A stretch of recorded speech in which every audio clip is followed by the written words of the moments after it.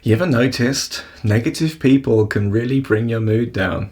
But if they are, you're doing something. So we're going to dive into this today, the 4 reasons why you're absorbing other people's negative energy and taking it on as your own. So if you're interested in this, then by all means, stick around.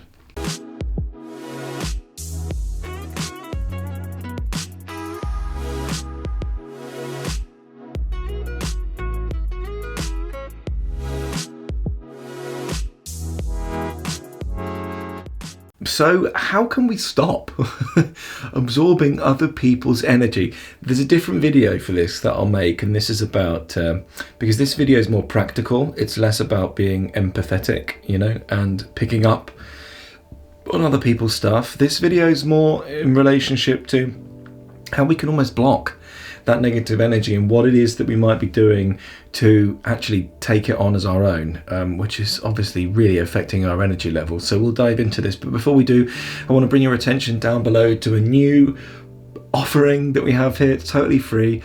It's a mini course, a 4-day mini course. I'm building it currently, so if you sign up, you'll be the first ones to receive it. Basically, it's a spiritual toolkit. It's what you're going to need to get your spiritual awakening started off in the right way, essentially. Even if you've been on this path for a while, but you recognize that the stuff you're doing isn't working and you want to go beyond DIY YouTube yoga, then you can sign up for this spiritual toolkit. It's got lectures in it, downloads, you'll get some sadhana and some pranayama, which just means breathwork practices, and you can find that down below. So the first thing that you're doing, and again, I only know this because I've done it, and it takes some growing out of this stuff, but like, one thing, let's say somebody's really nasty to you and they're bringing this whole negative vibe, let's say they say something about you. The one thing that I found that I was doing a lot was believing what they were saying. This is a tendency of most people pleasers, isn't it? Is by putting other people's opinions above ours. And therefore, when they say something nasty to us and we believe we are what they're saying we are, we get defensive, don't we? And we almost try and attack back and say like, hey, I'm not that. Well, what are you doing?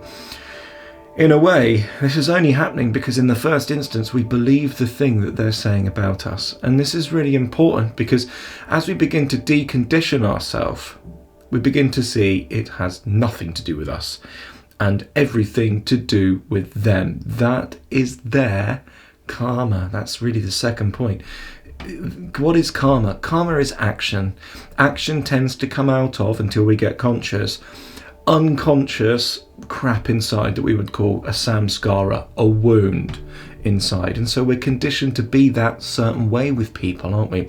And people are all very unconscious, especially nowadays in this world. Of course, we are doing the work to become more and more conscious about ourselves, and that's wonderful, and thank you for doing that work, because the world really does need it, especially at this time.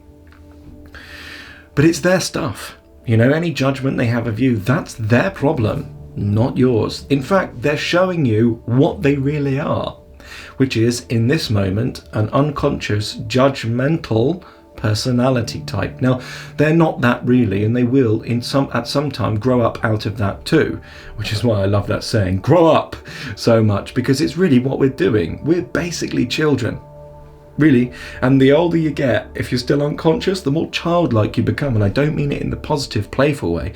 I mean, we can become very vindictive and nasty and judgmental. And this is why they say you can't teach old dogs new tricks, isn't it? And trust me, I've had a few as clients, and you really can't, because they're so entrenched in their ways, very, very stubbornly, which is absolutely fine. That's their choice. That's their karma. Moving on. Because we're believing that it has, because we're believing what they're saying to us, we're believing that it has something to do with us. And again, this is just a re-enveloping of the last point. But this third point is, Of course, it has absolutely everything to do with them, their negative attacks on you. It just shows you where they are in their life, and that's fine. But we take it on, don't we? And we hurt ourselves because of these things that are said, because we believe it has something to do with me. Oh, I've done something to make them feel that way, to make them say that thing, and that's because I'm wrong in some way. Absolutely not. People are just horrible. Sometimes some people are great, the more conscious they become, and that's why we like to hang around with sanghas or communities, people that are of a like mind, people that are doing the work so that we can help them grow and so that they can help us grow.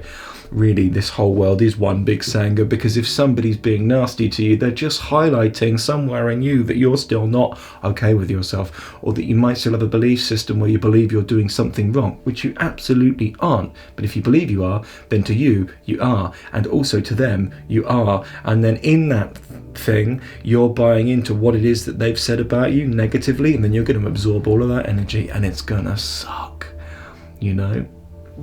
You do know, of course you do, that's why you're on this video, and I know it too because I've been through it, you know. Final one, point number 4. You must see that their actions is their karma, not yours. It will become your karma if you do what we said in the last couple of points, which is take it on as yours. Then it's got a me in it, which is basically what karma is. There's a me in the mind that's now been affronted by somebody and has taken this thing personally, that me. Okay, then it's my karma. If I'm doing that, that's fine. But now I have to recognize, okay, well, is this really me? Am I really this mental one in the mind that has been affronted or has been attacked in some way? No, you haven't. That's a victimization standpoint in a way, because what we're, and it's perfectly fine that we do it, you know, because this is the way that the world's working at the moment, but we're waking up out of that, aren't we? If I am a victim to the person that has attacked me, what I am not seeing is that the attacker's karma is their karma, not mine. It is only mine if I take it on and become a victim. Then we can become really powerful and pretty much unwithable in this existence, because if I see somebody treating me badly, I recognize instantly, oh right, that's your karma. Actually, now I have a little bit of compassion for you, because I can see by the way that you're responding to me how much negativity you're in. So long as I'm not taking that on as myself, I'm not believing their projections of me, then I'm free in this moment. There was a wonderful sage whose name I don't know, but there was this nice story, and what the story said was, this monk saw an angry man, and the angry man got really angry at the monk and very violent, and the monk stood still. And when the man had stopped his anger, because he would get exhausted, wouldn't he, after a while if he wasn't getting anything back from the monk says, do you know, when you're being violent and you're throwing the violence at me and it doesn't hurt me, it just rebounds back at you. Whose violence is this?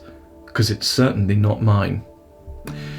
See, in that situation, a normal unconscious person, and I'm not calling you an unconscious person, but we have been unconscious in parts of our lives, haven't we?